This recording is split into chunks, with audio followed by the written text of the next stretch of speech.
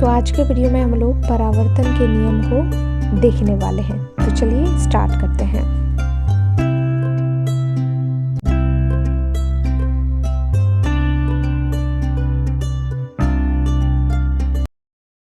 तो सबसे पहले हमें यहाँ पर ऐसे लाइन खींचना पड़ेगा, ठीक है। तो यहाँ पर हमने ये लाइन खींच दिया इसका। अब यहाँ पर हमें ऐसे बनाना पड़ेगा। इसका मतलब क्या है, ये पॉलिश किया हुआ हमारा क्या है, सतह है, ठीक है। तो सबसे पहले हमने इतना काम कर लिया। अब सबसे पहले इसके बाद एक किरण हमें यहाँ पर आपतित कराना है, जैसे कि यहाँ पर आप देख रहे हैं मैंने कर दिया।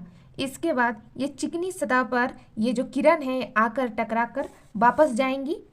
तो ये इस तरीके से इससे टकरा कर वापस चली जाएगी, ठीक है ना। आपको समझ में आ गया। अब हमें क्या करना है, यहाँ पर हमें इसका अभिलंब बनाना है, ठीक है। और अभिलंब आपको पता है क्या होता है, सीधी रेखा होती है। तो इस तरीके से हमने डॉटेड लाइन के थ्रू इसका अभिलंब बना दिया, ठीक है। इतना आपको समझ में आ गया। अब ये डायग्राम कंप्लीट है। अब हम लोग नेमिंग कर देते हैं इसको क्यू, ठीक है। और ये जो किरण है इसको पी, और यहाँ पर हमारा आपतित किरण हो गया पी क्यू, ठीक है। और आपतित किरण और अभिलंब के बीच कौन सा कोण बनता है, आपतन कोण, यानी कोण ऑफ आई, इसको आपतन कोण कहते हैं। परावर्तित किरण तथा अभिलंब के बीच कौन सा कोण बनता है, कोण आर, यानी परावर्तन कोण, ठीक है। तो ये हमारा क्या है, ये हमारा है परावर्तित किरण, ठीक है। और ये हमारा क्या है, आपतन बिंदु पर अभिलंब है। आपतन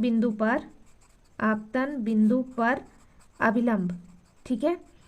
और ये जो पी क्यू है ये हमारा क्या है, ये हमारा आपतित किरण है। क्या है, आपतित किरण, ठीक है। और ये हमारा क्या है, जिसमें टकराकर आपतित किरण वापस लौटी थी, ये हमारा है परावर्तक पृष्ठ, ठीक है। क्या है हमारा, परावर्तक पृष्ठ। और ये जो आपको दिखाई दे रहा है ये पॉलिश किया हुआ सतह है, तो लिखेंगे हम पॉलिश सतह, ठीक है। तो ये हो गया हमारा पूरा डायग्राम कंप्लीट। अब हम लोग इसका थ्योरी पोर्शन देख लेते हैं। आपको डायग्राम तो बहुत ही अच्छे से समझ में आ गया होगा, आई होप, और आपने बना भी लिया होगा। अब हम लोग थ्योरी पोर्शन में हमें क्या लिखना है, यहाँ से हम लोग देख लेते हैं नोट्स से, ठीक है। तो इसको आपको नोट डाउन कर लेनी है। ये इम्पॉर्टेंट है क्योंकि इसके बेसिस पर ये भी पूछ लिया जाता है, 3 मार्क्स में पूछा भी है। और इसके बेस पर कई सारे डेरिवेशन हम करने वाले हैं जो कि इम्पॉर्टेंट है। इसलिए हमें सबसे पहले इसका नियम यानी परावर्तन के नियम को पता होना चाहिए, परावर्तन के नियम का पता होना चाहिए। तो सबसे 2 नियम होते हैं परावर्तन के। सबसे पहला नियम है आपतन कोण तथा परावर्तन कोण परस्पर एक समान होते हैं या फिर बराबर होते हैं, आप बोल सकते हैं। सो यहाँ पर हमने दिखाया है कोण आई इक्वल टू कोण आर। तो कोण आई हमारा है आपतन कोण, जो कि आपतित किरण तथा अभिलंब के बीच कोण होता है, जैसे कि आपने डायग्राम में देखा। कोण आर है हमारा परावर्तन कोण, जो कि अभिलंब तथा परावर्तित किरण के बीच में होता है।